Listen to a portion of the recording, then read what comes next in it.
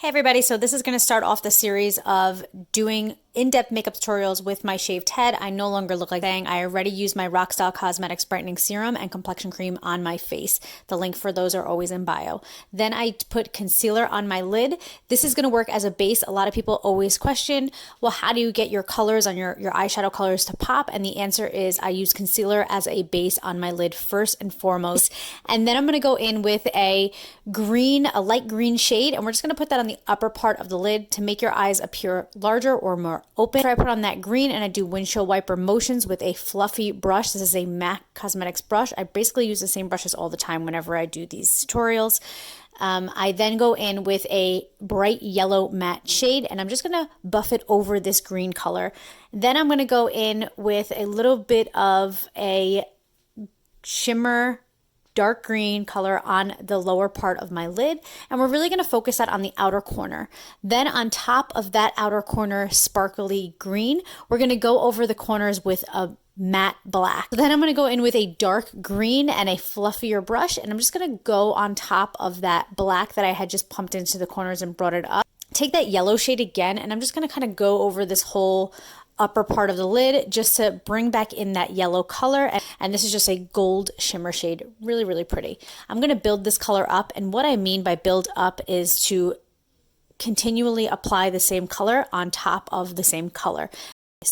Then I'm going to go in with a matte yellow, the same matte yellow that I had used on the upper part of my. This is a matte color, no shimmer. I'm still going to use my finger just because it really gives that pigment a pop. I'm going to put that on top of that gold color that I had just laid down, and I'm going to start from basically the same area, and I'm just going to work it. Then we're going to work with the eyeliner. So I like to start by just giving myself little wings on the corner, and then I bring it in.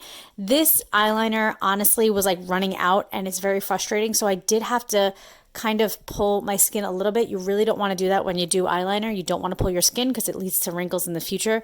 But because this eyeliner was running out, I did have to pull it a little bit, but very, very slight. And then we're just going to basically bring it back and then, just keep as close to that natural lash line as possible. And what this is going to do is this liquid liner basically hardens when it dries, and it's going to work as a barrier for the black that I'm then going to put on the waterline. So it's not going to allow it to like fall. You ever get like when you put color on your waterline, it by the end of the day it's like on the bottom of your eyelid? This is going to help it not do that. I'm going to do my face now, which is wild to me that we haven't even done the face.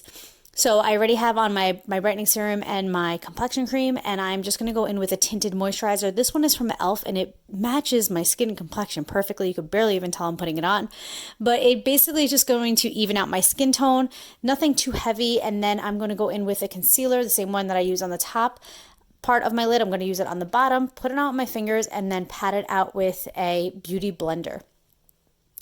Then I'm going to go in with the setting powder. I like to use the RCMA. A lot of people ask, hey, does this have flashback? Which means like when somebody takes a picture of you, does it bring you like all white under your eyes?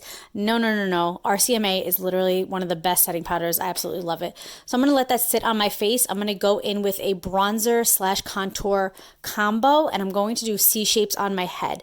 If I didn't have such a defined jawline, I would want to do an E shape, which would bring it another one down and to define my jawline. But I don't need to do that because I have a very sharp jawline. So, a clean brush, and I'm going to wipe away that setting powder under my eyes. Make sure that brush is clean because you don't want to be putting bronzer underneath your eyes. That would negate everything that we just did. Then I'm going to go in with a totally different brush, and I'm going to pick up some of the Kathleen Lights ColourPop Retrograde. It's like a really pretty orange color. I love orange, and that's the blush that I basically always use. I want to put that in the apples of my cheeks, and then I'm going to curl one eye, and then after I curl it, immediately put mascara on that freshly curled lash. Then I'm going to do the other side. Then I put on my fake lashes. You want to give the glue a little bit of time to set up when you put on fake lashes. So by all means, put the glue on before you even do your mascara. Put the glue on the lashes and let them sit there. And then after that, I'm going to put a little bit of mascara on the bottom. This I like to do after the lashes are on and set. And then I'm going to do my lip color, which is a Madly Matte color, which actually matches my lip color, my natural lip color, freakishly really well. So that is this whole tutorial. Hope you guys like it, and I'll see you guys later. Bye!